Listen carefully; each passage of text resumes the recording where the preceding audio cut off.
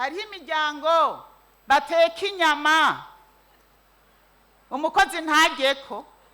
Mbega ubwo bukene bw'umutima, ubwo bukene bw'umutima,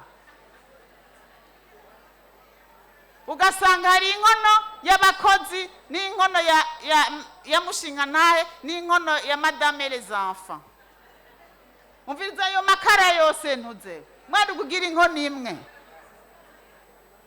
L'équité.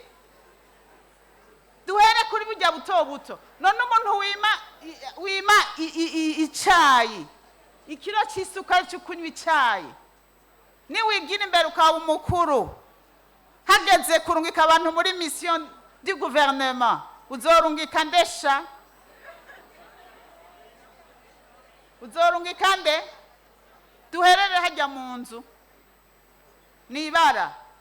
Ubu rero twajenga ngo dufate ingingo, duhindure mentalité, duhindure notre façon d'agir, kugira ngo twiyambike agahuzu. Imana yaduteye iteka, benshi murajya kabiri ku munsi canke gatatu, mugabo hari iruhande mu nzu mu bana hari umwana mutunze atagicamwa, we wakiriye ngo équité.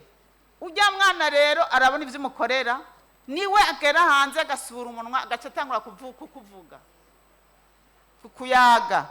Biraryoshe bavuze bati yo ujya n'umuvyeyi dusangira byose. Nitube basatu twanje bavyeyi, garderobe zanyu ziruzuye, genda musuzume impuzu mutakimenya no guharura. Partager avec nos sœurs, partager. Ujya mubone wawe ahetse umwana, aheka umwana ari propre, sivyo? Yambare abegwe. Ujya mukozi aho kwambara ikibutura gicafuye kandi agutegura ivyo kurya. Partager avec nos employés, nos domestiques.